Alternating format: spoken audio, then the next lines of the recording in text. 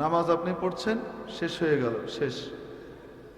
রোজা রাখছেন, মাগরিবের সময় আপনার ইফতারের সময় হয়ে গেছে, চাইলেই কি আপনি আরো 3 ঘন্টা বাড়ায় রোজা লম্বা করতে পারবেন? বলেন না কেন? সূর্য ডুবে গেছে, রোজা শেষ হয়ে গেছে, এখন তাড়াতাড়ি খাওয়া দাওয়া করে ইফতার করেন, এরকমই তো নাকি? সময় শেষ, ইবাদতটাও শেষ। বিয়ে শাদী এমন এক ইবাদত যে একবার আগ্ধ হওয়ার পর থেকে যতদিন এই বিবাহ টিকে আছে ততদিন সে ইবাদতের ভিতরে আছে। এটা এমন একটা ইবাদত, সাধারণ ইবাদত না। নবীজি সাল্লাল্লাহু আলাইহি সাল্লাম হাদিস শরীফের মধ্যে বলছেন, যে ব্যক্তি বিয়ে করলো সে ইমানের অর্ধেক পুরা করে ফেললো, বাকি অর্ধেক পুরো করবার জন্য সে যেন আল্লাহকে ভয় করে। তাহলে ইমানের অর্ধেক নিহিত রয়েছে কিসের মধ্যে? বিয়ে শাদীর মধ্যে। অর্থাৎ ইমানের যে দাবি কার গোলামি করা, প্রতিটা ক্ষেত্রে আল্লাহর গোলামি করা, একজন দায়িত্বশীল মানুষ হওয়া, এটা হলো ইমানের দাবি। এই ইমানের দাবি পুরা করতে হলে অর্ধেক পুরা হয়ে যায় বিয়ে শাদীর মাধ্যমে। সুবহানাল্লাহ না বলে? এটা এত বড় একটা ইবাদত। মসজিদে নামাজ চলতেছে, হ্যাঁ, ইবাদত না? নামাজের ভিতরে যদি, মসজিদের ভিতরে যদি কেউ তখন কি করে, ঢোল তবলা নিয়ে যায়, বাজনা বাজানোর জন্য নিয়ে যায়, হ্যাঁ, ওই সময় কনসার্টের নর্তকীদেরকে আহ্বান করে, আসেন নামাজ চলতেছে, একটু ইবাদতের সাথে আপনি একটু আমাদের ইবাদতের ভিতরে মনোরঞ্জন করে দেন। মসজিদের ভিতরে একটু নাচ গান শুরু হয়। যে ডাইন হাতে রমজান মাসে দাঁড়ায় দাঁড়ায় সবার সামনে মদ খায়, হেও লাঠি নিয়ে রামদা লয়ে আইব, কোফায় মাথা আলাদা করে আবার। শুধু তাই না, মসজিদের বাইরে মিউজিক খুব জোরে যদি কেউ বাজায় যখন নামাজ চলতেছে, যে নামাজ পড়ে না এরকম মুসলমানও এটা সহ্য করে না। বলেন না কেন? অথচ বিয়ের ইবাদত, এই ইবাদতটা যেন ইবাদত না থাকে, এটা যেন শয়তানের কবলে চলে যায় পরিপূর্ণ। এই ইবাদতটাকে নষ্ট করবার জন্য, জীবনের সমস্ত সুখ শান্তিকে নষ্ট করবার জন্য শয়তান এটাকে এমন সুন্দর সিস্টেমে আমাদের সামনে উপস্থাপন করেছে যে নাচ গান ছাড়া, গুনাহ করা ছাড়া যেন বিয়ের মজাই পূর্ণ হলো না। হিন্দুদের মতো হলুদ বাটা, মরিচ বাটা, রসুন বাটা, পেঁয়াজ বাটা, এগুলা ডলাডলি ঠেলাঠেলি, এগুলা না হলে বিয়ে যেন হলো না। আসতে বলেন, এটা আমাদের দেশে এখন হয়েছে না হয় নাই? যে পরিমাণ কোরআন থেকে দূরে যাব, সুন্নাহ থেকে দূরে যাব, আল্লাহ রসুল থেকে দূরে সরব, ওই পরিমাণ মায়ের প্রতিটা ধাপে ধাপে ক্ষেত্রে জায়গায় জায়গায় আমাদের উপরে আসবে। এটা ওয়াবাল আযাব। তো সিরিয়াসলি বললেও এটা সিরিয়াস ধরা হবে, আর ঠাট্টা করে বললে, ফান করে বললেও এটা কি ধরা হবে? সিরিয়াস ধরা হবে। সালাতুন জিদ্দুহুন্না জিদ্দুন ওয়া হাজলুহুন্না জিদ্দুন। 3টা বিষয় এরকম। তার ভিতরে 1 নম্বর হলো আর নিকাহ, বিয়ে শাদী। বিয়ে শাদী কিভাবে হয় বললাম তো, দেখলাম তো, খুব সহজ জিনিস। একজন প্রস্তাব দিয়েছে, আরেকজন কি করেছে? কবুল করেছে, অ্যাকসেপ্ট করেছে। উপস্থিত 2 জন পুরুষ, সাবালক পুরুষ, সুস্থ মস্তিষ্কের পুরুষ, অথবা একজন পুরুষ 2 জন মহিলা উপস্থিত আছে, বিয়ে হয়ে গেছে। বুঝাতে পারি নাই? 2 নম্বর হলো তালাক। তালাক এটা ঠাট্টা করে বললেও, এমনি এমনি বললেও তালাক পড়ে যাবে। কেউ যদি ছুরি নিয়ে দুষ্টামি করতে করতে এমনি একটা গায়ে দিছে, কাটবে না? এটা মজা করে গায়ে দিছে, আমি তো মজা করে গায়ে দিছি, আমি তো আর এমনি দিই না, তো কাটবে কি কাটবে না? তালাক ছুরির মতো। ইচ্ছা করে মারলেও লাগবে, অনিচ্ছাকৃত ভাবে বললেও লাগবে, চাপে পড়ে বললেও কি করবে? মনে করেন কেউ কাউকে চাপ দিছে, তুই যদি ওকে ছুরি দিয়ে ঘাই না দিস, তাহলে তোরে কি করবো? মেরে ফেলবো। এখন সে গিয়ে কি করছে? ছুরি দিয়ে ঘাই দিছে, তো চাপে পড়ে ঘাই দিছে বলে কি ঘাই হবে না? লাগবে না, কাটবে না? সে যেহেতু চাপে পড়ে দিছে, ইচ্ছা করে দেয়নি, অনিচ্ছাকৃত চাপে পড়ে দিছে, অতএব ছুরিটা কি করবে না? ঘাই দিলেও সেটা কাটবে না। হ্যাঁ, আঘাত করলেও কাটবে না, ভুলে দিছে। বলেন না কেন? খুব রাগের মাথায় দিছে, কাটবে? ঠিক এরকম তালাক রাগের মাথায় দিলেও তালাক পড়ে, ঠাট্টা করে দিলেও পড়ে, এটা ছুরির ঘায়ের মতো। অনেক সময় এসে বলে, মানে প্রথমত তালাক উল্টাপাল্টা তরিকায় মেরে দেয়, মেরে দিয়ে তারপরে গিয়ে কথা ঘুরাইতে থাকে। কি করতে থাকে? এভাবে এভাবে কথা ঘুরাইতে থাকে। হুজুর শিখাই দেয় আবার কেউ যে বলবি রাগের মাথায় মাথা খারাপ ছিল, তাহলে হুজুর ফতোয়া দিতে বাধ্য হবে যে রাগের মাথায় তালাক দিছে, মাথা টাথা ঠিক ছিল না, তো কেউ যদি পাগল হয়ে যায় তাহলে তার তালাক পড়ে না।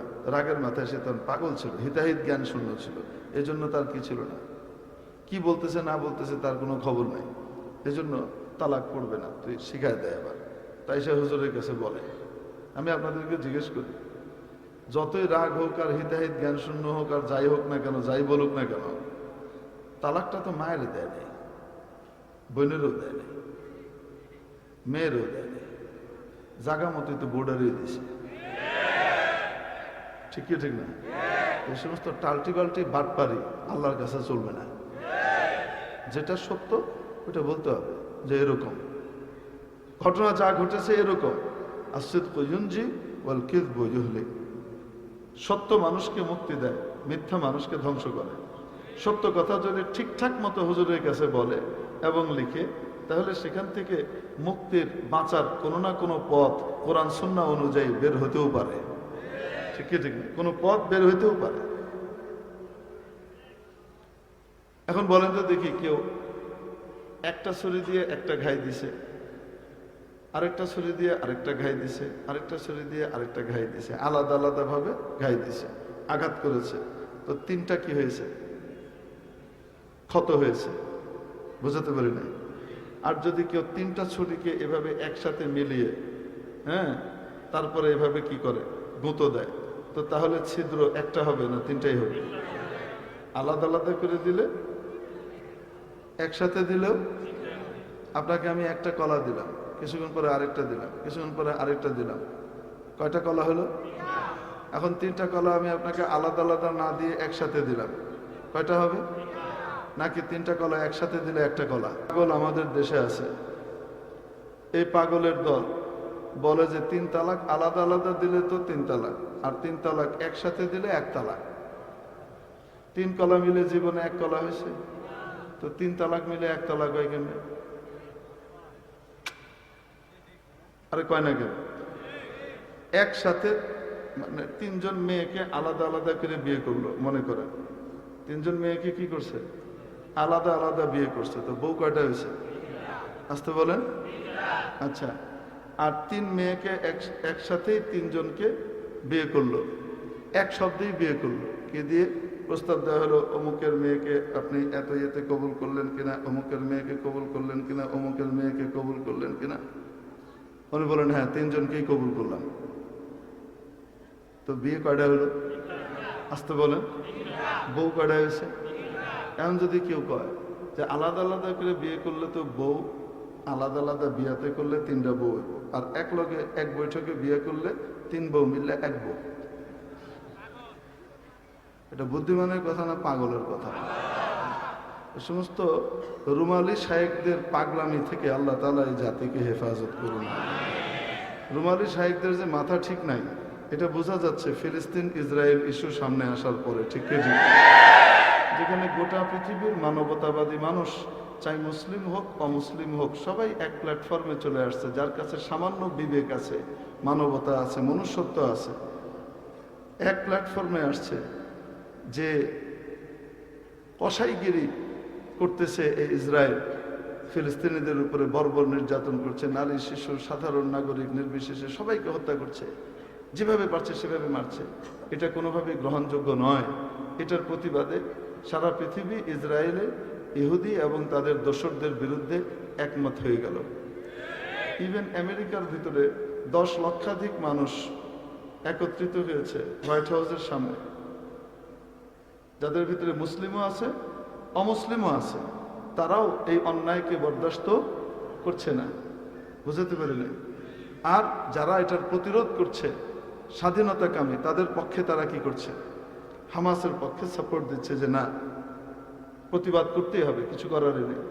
75 বছর ধরে জুলুমের শিকার হয়েছে। এখন এটার মোকাবেলা করবে, এটা পাল্টা আক্রমণ, এটা আক্রমণ নয়, এটা সন্ত্রাসী হামলা নয়, এটা পাল্টা হামলা, ঠিক কিনা? এটা যখন সারা পৃথিবী একজোট হয়ে যাচ্ছে, ঠিক সেই সময় ইসরায়েল এবং ইহুদিদের দরদে দেখি রুমালি শাইখের ঘুম হারাম হয়ে গেছে। উনি বলা শুরু করলেন সালাউদ্দিন আইয়ুবের আকীদা ঠিক ছিল না। রুমালি শাইখদের বক্তব্য আসা শুরু হলো, হামাসের আকীদা ঠিক নেই, সহি আকীদা নয়। আর ইহুদিদের ব্যাপারে কি, ওরা শিরক করে না, আর যারা শিরক করে না তাদেরকে কেউ পিছিয়ে দিতে পারে না। বাবারে বাবা, আল্লাহ কইতেছে শিরক করে, ওরা কয় রুমালি শাইখ কয় শিরক করে না। ইহুদিদের হঠাৎ এই সাফাই দেওয়া যখন শুরু করে দিছে, তখন বোঝা গেছে আসলে রুমালের তলায় ঘিলুর ভিতরে ঝামেলা পয়দা হয়ে গেছে, ঠিক ঠিক। এরা যে আসলে কোন গোয়ালের বাসিন্দা, এটা এতদিন জাতি বুঝতে না পারলো, এখন বুঝে ফেলছে, ঠিক কি ঠিক না বলেন? আল্লাহ তাআলা এদের খপ্পর থেকে জাতিকে হেফাজত করে। হ্যাঁ, অদ্ভুত লাগে, এদের ভিতরে কিছু শায়েখ এই ধরনের কথাবার্তা বললেন, বাকি শায়েখরা তীব্র ভাষায় তাদের প্রতিবাদ করে, নাম ধরে বলা উচিত ছিল, ওনার এই কথা গলত, এটা ঠিক নয়। আফসোসের সাথে বলতে হয়, আমি এতদিন পর্যন্ত এখনো পর্যন্ত কেউ নাম ধরে তাদের যে প্রতিবাদ করছে নিজেদের, এটা আমি করতে দেখলাম না। তো দলবাজি কাকে বলে, দলকানা কাকে বলে? তার মানে বোঝা গেল সকলের মতই তাহলে এটাই, না হলে বলো না কেন, ঠিক না? আল্লাহ তাআলা সহি বুঝ দেখ বলে আমি, তাহলে তালাক আলাদা আলাদা করে 3টা দিলে কয়টা পড়ে? আর একসাথে 3টা দিলে কয়টা পড়ে? নাকি 3 কলা মিলে 1 কলা, 3 বউ মিলে 1 বউ? হ্যাঁ, এরকম হয় নাকি? আল্লাহ আমাদেরকে সহি বুঝ দান করেন বলে আমিন। তো 3 তালাক দিলে কয় তালাক পড়বে? হ্যাঁ, এটা যে পড়বে এটা বাস্তব নিয়ম হলো, নবীজি শিখিয়েছেন, দিতেই যদি হয় খবরদার স্ত্রীকে তালাকের কথা মুখে আনবাই না। যদি কোনো কারণে দিতেই হয় একান্ত, আগে অনেকগুলা ধাপ আছে, এই ধাপগুলা পার করো, মিলমিশ করা যায় কিনা, ঠিকঠাক করা যায় কিনা, তারপরে। আর যদি একান্ত দেখা যায় কোনো ধাপই কার্যকরী হচ্ছে না, তাহলে এই সময়ের ভিতরে যখন সে পবিত্র থাকে, পবিত্র সময় পার করছে, নাপাক সময় পার করছে না, এরকম সময় একটা দাও। কয়টা? আড্ডার দরকার নেই। আরো যদি দিতে তোমার মনে চাই, দিতেই হয়, তাহলে এরকম আলাদা আলাদা পবিত্রতার সময়ে এক এক পবিত্রতায় এক একটা করে দিতে পারো। এটা হলো নিয়ম এবং রীতি, বোঝাতে পারি না। কিন্তু এই রীতিকে কেউ যদি ফলো না করে ঘাই দিয়েই দেয় একসাথে 3টা, তাহলে লাগবে না? বলেন না কেন? লাগবে তো, ওটা তো পড়ে যায়। তো খলিফা হারুনুর রশিদ তার ইয়েকে নিয়ে, বেগমকে নিয়ে কথা বলতে বলতে বলেছে, এই যে আকাশের পূর্ণিমার চাঁদের চেয়ে যদি তুমি সুন্দরী না হও, তাহলে তোমার উপর কয় তালাক? এটা তো আবেগের বশে হঠাৎ বলে ফেলেছে, কিন্তু আবেগের বশে ঘাই দিলে ঘাই লাগবে কি লাগবে না? আঘাত করলে আঘাত লাগবে কি লাগবে না? এটা তো হবেই, ক্ষত তো তৈরি হবেই। এটা বেগমও জানেন, খলিফাও জানেন। বেগম সাথে সাথে আলাদা হয়ে গেছেন, মালিকা জুবাইদা সরে গিয়ে বলছেন, হারুন তুমি করলাটাকে তুমি তো একেবারে শেষ করে দিলা। আমি কি পূর্ণিমার চাঁদের চেয়ে সুন্দর না হলে তো 3 তালাক পড়ে যাবে। খলিফা হারুনুর রশিদ বলতেছে, হ্যাঁ বলে তো ফেলছি, এখন কি করব? এক কাজ করি, আলেম ওলামার কাছে যাই। খলিফা নিজেও কিন্তু বড় আলেম ছিলেন। উনি বললেন, ফাওকা কুল্লি যি ইলমিন আলিম, বড় আলেমের উপরেও বড় আলেম আছে, তো আমরা আরো বড় আলেমদের কাছে যাই, তাদেরকে একত্রিত করি, একসাথে করে। ও শেখ চলে আসছে, মাশাআল্লাহ, লিল্লাহি তাকবীর। এই আওয়াজে লিল্লাহি তাকবীর করে খালিদ সাইফুল্লাহ আইয়ুবী সাহেবের সম্মান থাকবে না, জোশ আসবে। লিল্লাহি তাকবীর, আল্লামা খালিদ সাইফুল্লাহ আইয়ুবী। তরিকা হয় না খাই আছে সব। হ্যাঁ বলেন, সুলতানুল ওয়াইজিন জিন্দাবাদ। আর একটু আসতে বলেন, সুলতানুল ওয়াইজিনের আগমন। বারাকাল্লাহু ফি হায়াতি ওয়া ইলমিহি ওয়া আমালিহি ওয়া ওয়া'দিহি وفي جميع أفعاله وأعماله وسدد رايه ورأينا جميعا آمين আল্লাহ কবুল করেন বলে আমিন। এখন আর কথা লম্বা করা ঠিক হবে না, কারণ পানি এসে গেছে, তায়াম্মুম শেষ। একই অস্ত্র ব্যবহার করলাম গতকালকের।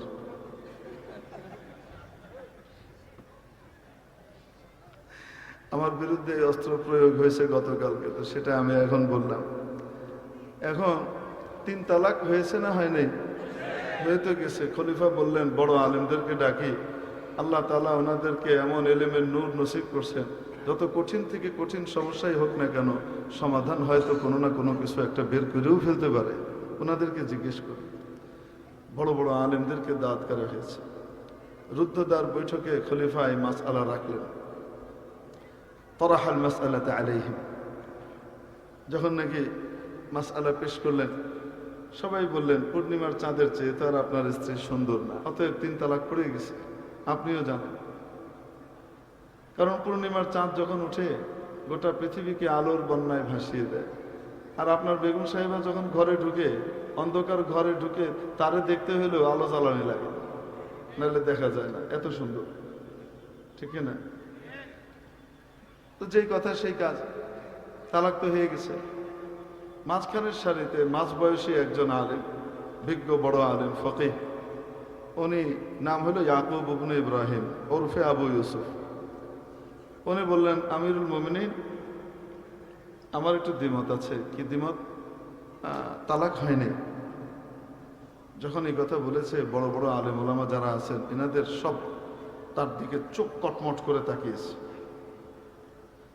চোখের ভাষা হলো এই, তুমি যেই শেখের শিষ্য, সেই ইমাম আবু হানিফা তো সরকারের সাথে নীতির প্রশ্নে কোনো আপোষ করেন নাই, জেলখানায় জীবন দিয়ে দিচ্ছেন, তার মৃত্যু জেলখানায় হয়েছে, তারপরেও সরকারের তাবেদারি করে নাই।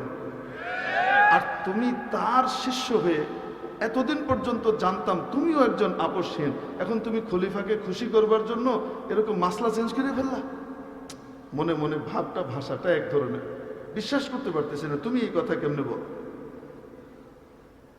তো সবাই বললেন যে দলিল দেন। উনি দলিল দেওয়া শুরু করলেন। দলিলটা বোঝার আগে আপনারা জানেন, মানুষের আরবি হলো ইনসান। মানুষের আরবি কি? ইনসান। আর পূর্ণিমার চাঁদের আরবি হলো বদর। পূর্ণিমার চাঁদের আরবি কি? বদর। এখন উনি কোরআন শরীফ তেলাওয়াত শুরু করছেন এবং বলছেন যে আমার যদি কোনো ভুল হয় আপনারা ঠিক করে দিন। আমি তো কম জানি, আপনারা বেশি জানেন, আমি যদি ভুল করি তো কি করে দিন? ঠিক করে দিন। তো উনি পড়তেছেন, ওয়াত্তিন, শপথ তিনের, ওয়াজ্জাইতুন, শপথ জাইতুনের, ওয়াতুরি সিনিন, শপথ তুরে সাইনা, ওয়াহাদাল বালাদিল আমিন, শপথ এই নিরাপদ নগরী মক্কার। 4 বিষয়ের শপথ করে মাবুদ বললেন, লাকাদ, উনি পড়ছেন, লাকাদ খালাকনাল বাদরা ফি আহসানি তাকওয়িম। ঠিক হয়েছে? বলেন না কেন? ঠিক হয়েছে? সবাই লোকমা দিয়ে বসেছে, লাকাদ খালাকনাল ইনসানা ফি আহসানি তাকওয়িম। 4 বিষয়ের শপথ। এরপরের আয়াতে উনি বলছেন, পড়তে গিয়ে ইনসান সরিয়ে বদর লাগিয়ে বললেন, নিশ্চয়ই আমি সৃষ্টি করেছি পূর্ণিমার চাঁদকে সবচেয়ে সুন্দর করে। এরকম বলেছেন নাকি বলেছেন লাকাদ খালাকনাল ইনসানা ফি আহসানি তাকওয়িম, নিশ্চয়ই মানুষকে আমি সবচেয়ে সুন্দর কাঠামো, স্ট্রাকচার আর অবয়ব দিয়ে তৈরি করেছি। যেহেতু আপনার স্ত্রী উনিও একজন মানুষ, অতএব উনিও পূর্ণিমার চাঁদের চেয়ে সুন্দর। যিনি বানিয়েছেন উনি বলেছেন, ওনার ভাষ্য অনুযায়ী আপনার স্ত্রী পূর্ণিমার চাঁদের চেয়ে সুন্দর সাব্যস্ত হলো কোরআন দিয়ে, অতএব তার উপরে তালাক পড়ে না। এজন্য আলেম ওলামা যেখানে আমরা আছি, আলেম ওলামার পথের ভিতরে মুক্তি, কল্যাণ, কামিয়াবি, ঠিক কিনা? আহলে ইলমের সাথে চলবো তো ইনশাআল্লাহ। হুজুর আলেম যদি ভুল করে, আলেমের ভুলের জবাব আল্লাহর কাছে আলেম দিবে, আমি আর আপনি দিব না। বলেন না কেন? মেরে মুহতারাম দোস্ত আজিজ বুজুর্গ, যাই হোক, বলছিলাম তো সমস্যার সমাধান হয়ে গেল কি গেল না? তালাক পড়েছে? সবচেয়ে সুন্দর করে তৈরি করেছেন রব্বুল আলামিন কাকে? আরো আসতে বলেন, কাকে? সবচেয়ে সুন্দর করে তৈরি করেছেন। কোন সৃষ্টিকে রব্বুল আলামিন নিজ হাতে তৈরি করেন নাই। আমার আপনার আব্বাজান হযরত আদমকে নিজ কুদরতি হাতে তৈরি করেছেন। খালাকাহুল্লাহু বিয়াদিহি, নিজের হাতে আল্লাহ তৈরি করেছেন। তো যাকে তৈরি করতে গিয়ে আল্লাহ তাআলা নিজের মায়াবী কুদরতি হাতের স্পর্শ দিয়েছেন, তার চেয়ে সুন্দর পৃথিবীতে আর হবে কে? এখন কেউ বলতে পারে, হুজুর তো আমাদের মানুষরা যত সুন্দরী বা যত সুন্দরী হোক না কেন, তারা ঘরের ভিতরে ঢুকলে তো আলো তো হয় না, ঝলমল তো করে না। আর পূর্ণিমার চাঁদ তো পুরো পৃথিবীকে আলোর বন্যায় ভাসিয়ে দেয়। তো সুন্দর কিভাবে হলো? পূর্ণিমার চাঁদের চাইতে আলোকিত হওয়া আলাদা জিনিস, আলো দেওয়া আলাদা জিনিস, আর সুন্দর হওয়া, বলেন না কেন? আরে জোনাকের পাশার ভিতর থেকে তো আলো জ্বলে পুড়ুত পুড়ুত করে, তাই বলে কি জোনাকের পাশা বেশি সুন্দর? আলো এসে আলো এক জিনিস, আর কি হাসতেছে, আলো এক জিনিস, আলোকিত হওয়া এক জিনিস, আর সুন্দর হওয়া, ঠিক কি ঠিক না? তো মেরে মুহতারাম দোস্ত, তো তালাক তিনটা একসাথে দিলে কয়টা পড়ে? আল্লাহু আকবার। এটা তো ইমাম বুখারীর দাদা ওস্তাদের দাদা ওস্তাদও জানতেন। ইমাম বুখারীর দাদা ওস্তাদের দাদা ওস্তাদ ইমাম সুলাইমান ইবনে মেহরান আল আমাশ, বিখ্যাত হাদিস বিশারদ। বুখারী শরীফ বা মুসলিম শরীফের মনে হয় 5-7 পাতা পাওয়া যাবে না যেখানে আমাশের রিওয়ায়াত নাই, ইমাম বুখারীর ওই ওস্তাদের নাম নাই। হাদিস বর্ণনা করছেন তার কাছ থেকে। যুগ শ্রেষ্ঠ হাদিস বিশারদ ছিলেন। স্ত্রীর সাথে খটমট লেগে থাকতো সারাক্ষণ, স্ত্রীকে জান দিয়ে ভালোবাসতেন। খটমট কেন লাগতো? জ্ঞান তাপস মানুষ, সারাদিন জ্ঞানের ভিতরে ডুবে থাকে। ছাত্র পড়ানোর ভিতরে ডুবে থাকে। বিবিকে যে সময় দিবে, এই সময় দেওয়ার মতো ওনার কাছে কি নাই? ফুরসত নাই। আর পৃথিবীর বেগম সাহেবারা তাদের স্বামীদের কাছ থেকে একটা জিনিসই চায়, সেটা হলো সারাক্ষণ আমার কোলে বয়ে থাকবো। তুমি যাই হোক না কেন, সারাক্ষণ কোলে বয়ে থাকতে হবে। আচ্ছা, আবার যদি আবার সারাক্ষণ বাড়িতে থাকে, তাইলেও আবার বিপদ। মানে এটা যদি আপনি পুরা করতে চান, যে আপনি সারাদিন বাড়িতেই আছেন, বাইরে যান না, কিছুক্ষণ পরে দেখবেন ঝামটা ঝামটি শুরু হয়ে গেছে। কি এক মানুষ বাইতে বয়ে থাকে, সারাদিন বাইরে যায় না, কি এর মানুষ? কোনো কামের না কামের কবে না। আপনি বাইরে কাম করতে যাবেন, তাহলেও আপনি সময় দেন নাই। আমাকে তুমি সময় দিলে না, তুমি এখন আর আমাকে আগের মতো গুরুত্ব দাও না, ভালোবাসো না। বুঝতে পারছি তোমার চোখ এখন অন্যদিকে চলে গেছে, মনে হয় কি জানি মনের ভিতরে ঢুকছে। তোমার তখন বাহির ভাল লাগে, ভিতর ভাল লাগে না।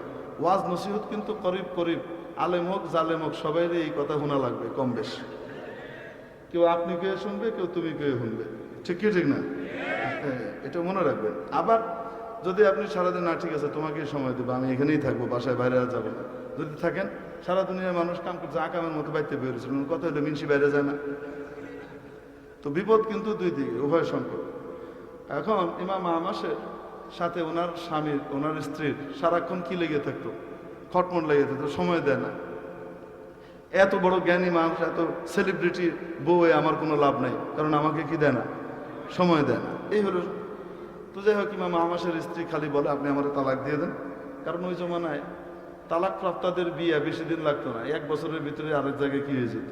বিয়ে হয়ে যেত। আর ইমাম আমাশের স্ত্রী এরকম সিল যার গায়ে আছে, এর তো ইদ্যত পারো আল্লাহ গেল টানাটানি করে মেশে লেগে যাবে, এটা তো জানি। এই জন্য সেলিব্রিটির বউ আর সিল তো লেগে গেছে, কারণ আপনি আমার তালাক দেন। আর উনি জানের চাইতে বেশি ভালোবাসে বউরে, তালাক দেওয়ার প্রশ্নই আসে না। এখন একদিন কি ঘটনা ঘটছে, ইমাম আমাশ বাহির থেকে আইছেন, মেজাজ খারাপ, আর বেগম সাহেবা অপ করে বয়ে দিছে।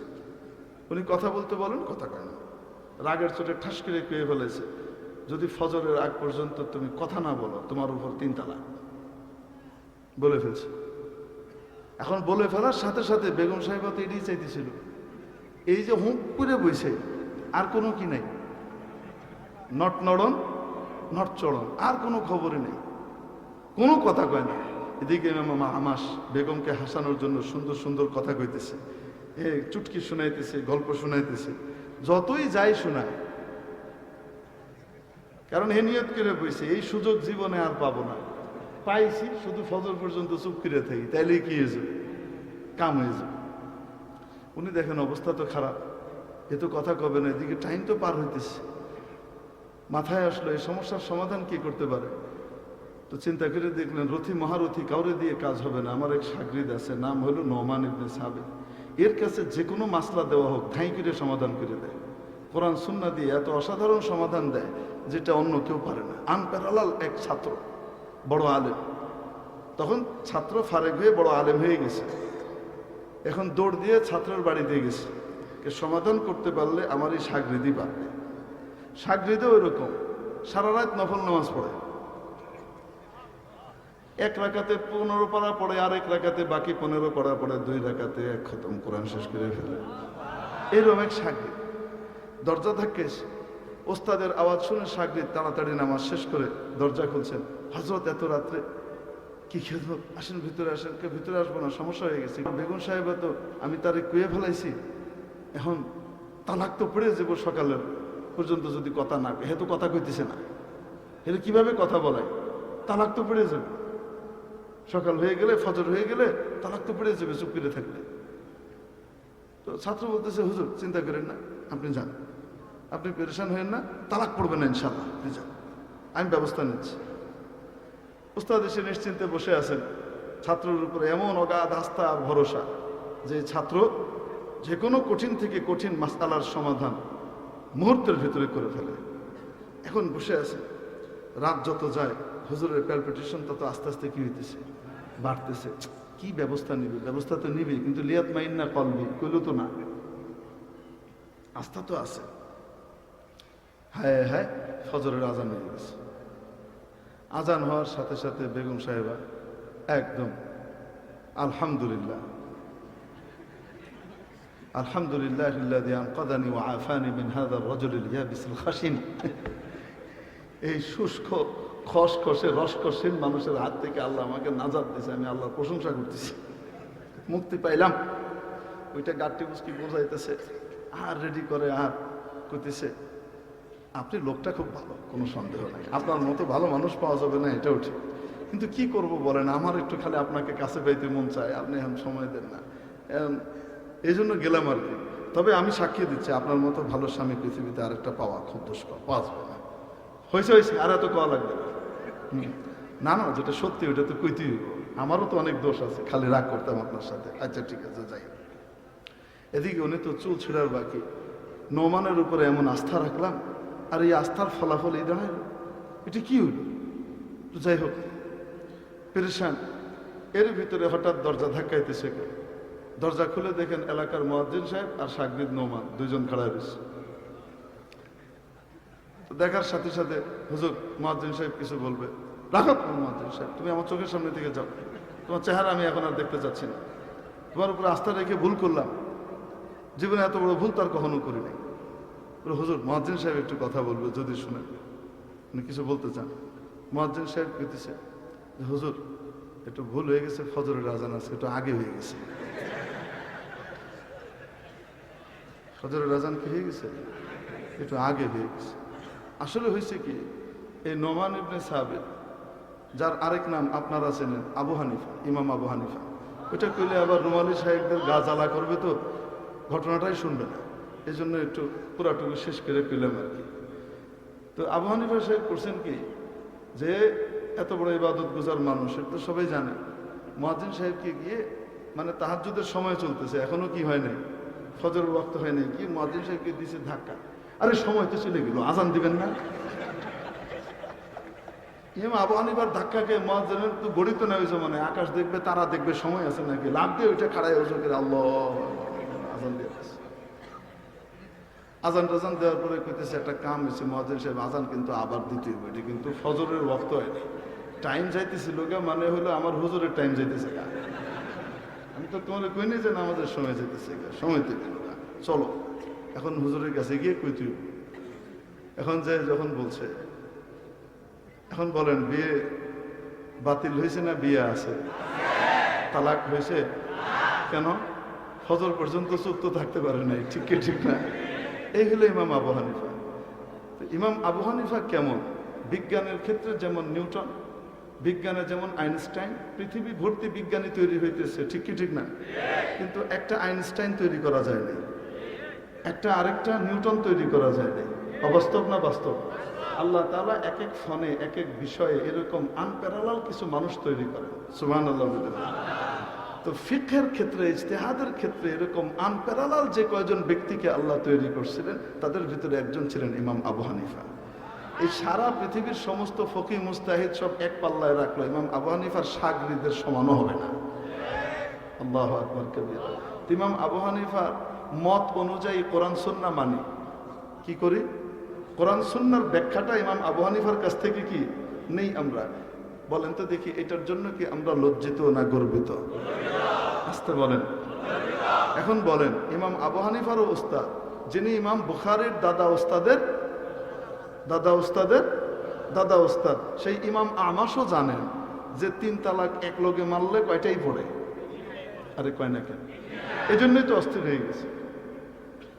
যদি তুমি কথা না কও তাহলে তোমার উপরে কি 3 তালাক। এখন 3 তালাক দিলে যে কয় তালাক পড়ে? এই জন্য বলছিলাম, আলাদা আলাদা 3টা বউ করলে 3টা বউ, আর একসাথে 3 জনকে বিয়ে করলে 3 বউ মিললে 1 বউ। এই ধরনের কথাবার্তা কেউ যদি কয় তো সে বুদ্ধিমান না পাবনায় পাঠানো দরকার। আল্লাহ তাআলা আমাদেরকে বাঁচবার তৌফিক দান করেন। তো বলতেছিলাম, সবচেয়ে সুন্দর সৃষ্টি করেছেন আল্লাহ তাআলা কাদেরকে? তো এই মানুষকে কোনো কাজের জন্য বানান নাই, অকাজে বানিয়েছেন। সেই কাজের নাম কার? গোলামি। মানুষ যদি আল্লাহর গোলামি করে তাহলে সে কাজের, তার সম্মান আসমানের উপরে চলে যায়। আর যদি সে আল্লাহর গোলামি না করে, সে যত কিছুই করুক না কেন আসলে অকাজের। আসলে কি? আর অকাজের জিনিস ওই ময়লার ডাস্টবিনে ফেলা হয়, আল্লাহর ডাস্টবিন জাহান্নামে তাদেরকে ফেলা হবে, ঠিক কি ঠিক না? দুনিয়াতেও অশান্তি দেওয়া হবে, আখিরাতেও অশান্তির চিরস্থায়ী জায়গার ভিতরে আল্লাহ ফেলে দেবেন। মেরে মুহতারাম দোস্ত, এই জন্য আমাদের সন্তানদেরকে কাজের মানুষ বানানোর দরকার আছে না নাই? কাজের মানুষ বানাইতে হলে কার গোলামি শিখাতে হবে? আল্লাহর গোলামি শিখানোর প্রতিষ্ঠান আর জায়গা হলো অন্যান্য প্রতিষ্ঠান না মাদ্রাসা? আসতে বলেন। তাহলে মাদ্রাসাগুলা হলো কাজের মানুষ তৈরির কারখানা। গোটা মাধবদী, বাবুরহাট, এই পুরো অঞ্চল তো কারখানা আর কারখানা, শিল্প কারখানায় ভর্তি, ঠিক কিনা? এই অঞ্চলটা তো কাজের মানুষ তৈরির কারখানার নাম হলো, আসতে বলেন, আরো আসতে বলেন। তো এই মাদ্রাসা কি বন্ধ হবে না টিকবে? বন্ধ হবে না চলবে? মাদ্রাসা চলবার জন্য যা যা রসদ পানি দেওয়া দরকার হয় সবকিছু দেবার জন্য কে কে রাজি আছে? হাত উঠায় দেখি। আল্লাহ কবুল করেন, হাত নামাই। এটা যে সত্যি করে বলছেন, দিল থেকে বলছেন, সুলতানুল ওয়াইজিন সাহেব বয়ানের শেষে কিন্তু আবার অঙ্গীকার নেবেন, ফাইনাল কাজ করবেন, তখন প্রমাণ দিতে হবে, ঠিক আছে তো ইনশাল্লাহ? ছোট নোটটা দিব না বড় নোটটা দিব? ছিঁড়া ফাড়াটা দিব না সবচেয়ে ভালোটা দিব? আসতে বলেন না কেন? হ্যাঁ হ্যাঁ, নোট দেন আর না দেন, আপনার বাচ্চাটাকে মাদ্রাসায় দিন।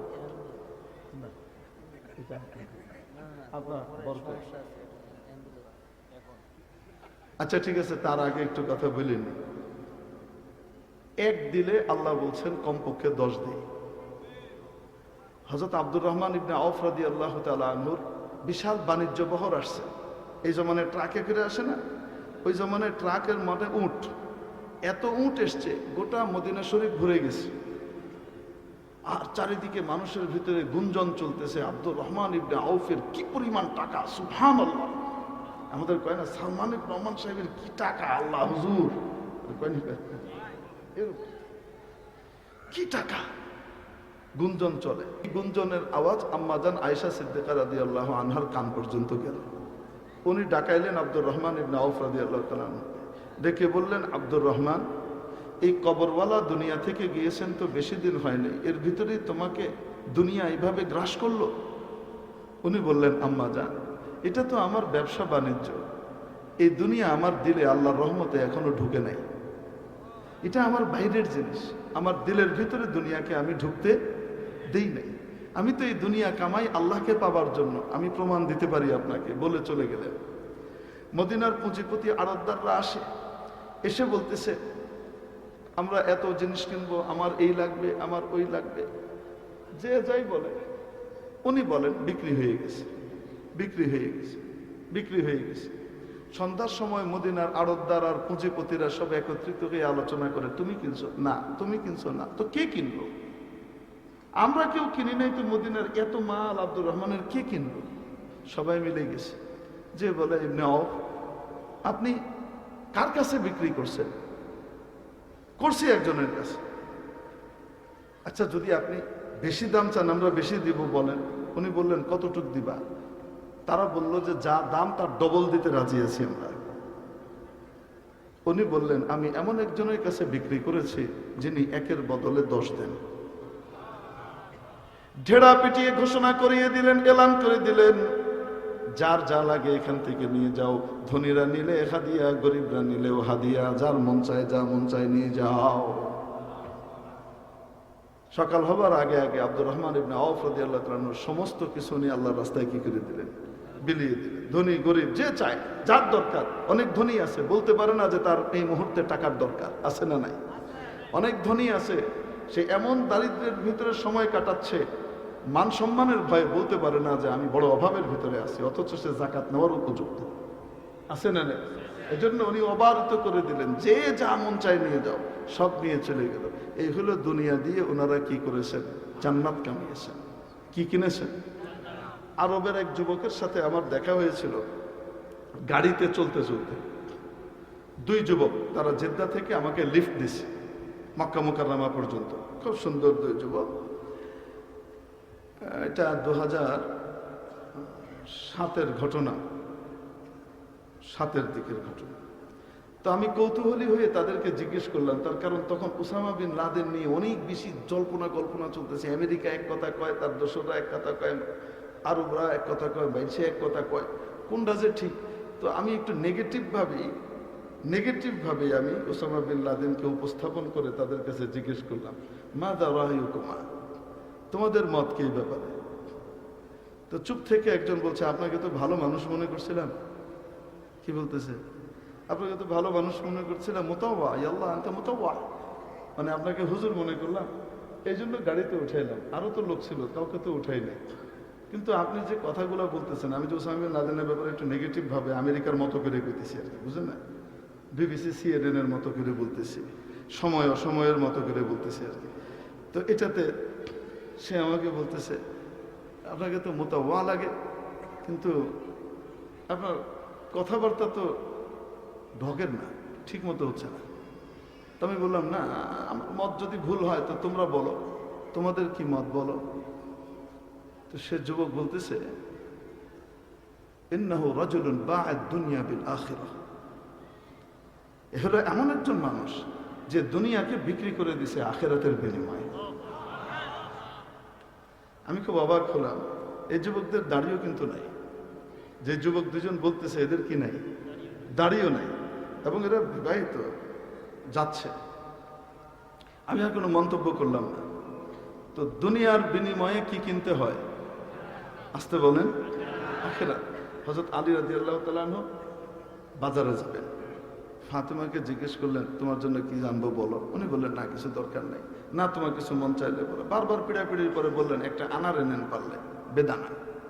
হযরত আলী রাদিয়াল্লাহু তাআলা আনহু আনার একটা বাজারে পেলেন, নিয়ে নিলেন। সারাদিন কাজ করে নিয়ে নিয়েছে। ওই সময় তো আর কোল্ড স্টোরেজের মতো না যে সারাদিন রাত কি পাওয়া যায়, জিনিস পাওয়া যায়, ফরমালিন দিয়ে রাখা হয়, ওরকম তো না। তো যাই হোক, কিনে ফেলে উনি এসছেন বাড়িতে আসার পথে এক লোকের সাথে দেখা হওয়ার পরে সে লোক বলছে, আমি খুব ক্ষুধার্ত, আমাকে একটু সাহায্য করেন, কিছু খেতে দেন যদি আপনার কাছে খাবার কিছু থাকে। হযরত আলী রাদিয়াল্লাহু তাআলা আনহু আনারটা বের করে দিয়ে দিলেন। মনটা খারাপ, স্ত্রীর মনের চাহিদাটা, জায়েজ চাহিদা, এটা আমি পুরা করতে পারলাম না। জীবনে কখনো চাই নাই, আজকে আমি বললাম, আমার পিড়াপিড়িতে সে বলল, আর সেটাও সামনে নিয়ে দিতে পারলাম না। মনে মনে চিন্তা করছিলেন ফাতেমার তো এটা হলো আকাঙ্ক্ষা, আর এই ব্যক্তির হলো জরুরত। এই জন্য জরুরতকে মোকাদ্দম করছে, আল্লাহ তাআলাকে খুশি করার জন্য দিয়ে গেছে। বাড়িতে গিয়ে মন খারাপ, মা ফাতেমা জিজ্ঞেস করছেন মন খারাপ কেন, কি হয়েছে? এই ঘটনা, তোমার মনের চাহিদাটা পুরা করতে পারলাম না। মা ফাতেমা বলছেন, আপনি যদি ওইটা ওনাকে না দিয়ে আমার জন্য নিয়ে আসতেন তাহলে আমি বেশি ব্যথিত হতাম আর মনে করতাম আমি উপযুক্ত স্বামী পাই নাই। আমি এখন বেশি খুশি এই কারণে আমার স্বামী দুনিয়ার সবচেয়ে প্রিয় জিনিসের চাইতেও আমার মাওলাকে ভালোবাসে। আমি জানি আপনি আমাকে সবচেয়ে বেশি ভালোবাসেন, আমার চেয়ে বেশি আপনি আল্লাহর ভালোবাসাকে প্রাধান্য দিয়েছেন, এজন্য আমার বুকটা বড় হয়ে গেছে খুশিতে। হযরত আলীর মুখ ঝলমল করতেছে যে ফাতেমা এরকম একটা রিপ্লাই দিছে, কি খুশি। গল্প করছেন, দরজা ধাক্কায় কেউ, কে? খুলে দেখেন হযরত আবু যর গিফারী রাদিয়াল্লাহু আনহু দাঁড়ানো। হযরত আবু যর গিফারী সালাম দিয়ে ভিতরে ঢুকলেন, অনুমতি নেই। একটা পোটলা বাড়িয়ে দিলেন, আলী নাও তোমাদের জন্য কিছু আনার নিয়ে আসছি। এক ব্যাগ আনার দিছিলেন। কয়টা? ভেতরে নিয়ে বলে ফাতেমা নাও, দেওয়া হয়েছে আল্লাহর কাছে একটা, আল্লাহ এক ব্যাগ পাঠাই দিছে। তো মা ফাতেমা বের করছেন, খুলছেন। হঠাৎ হযরত আলী জিজ্ঞেস করলেন, দেখো তো কয়টা আছে? তো খুলে দেখে 9টা আছে। কয়টা? হযরত আলী বললেন, ফাতেমা এটা ভুল ক্রমে আমাদের কাছে আসছে। আল্লাহ বলছেন, মান জাআ বিল হাসানাতি ফালাহু আশরু আমসালিহা, যে একটা ভালো কাজ করবে তাকে 10টা অনুরূপ দেওয়া হবে। অনুরূপ কয়টা দেওয়া হবে? 10 গুণ দেওয়া হবে।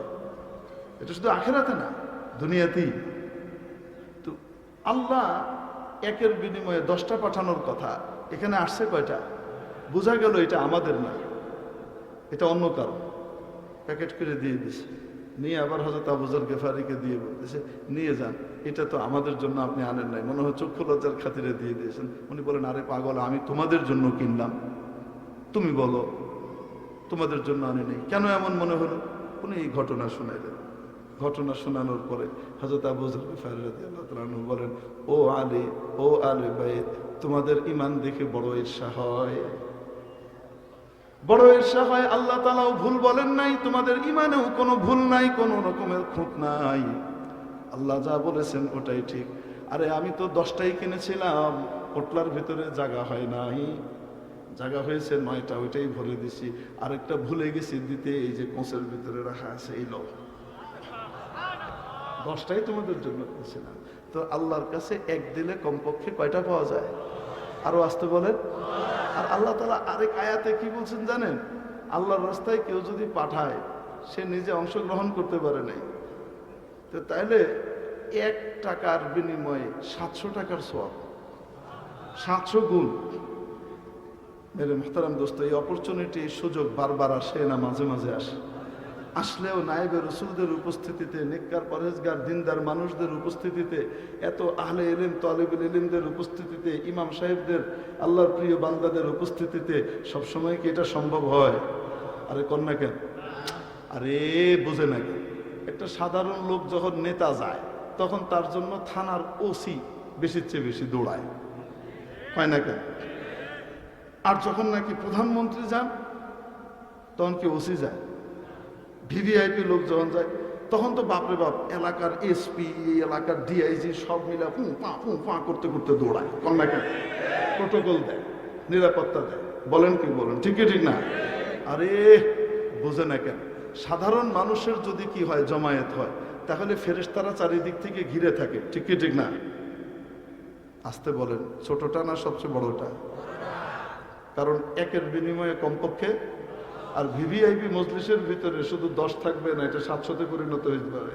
আর আল্লাহ বলেন, আল্লাহু ইউদাইফু লিমান ইয়াশা, 700 তো মিনিমাম, এর চাইতে আমি বাড়াইতেই থাকি, গুণের পর গুণ দিতে থাকি। আল্লাহ কবুল করেন, বলি আমিন।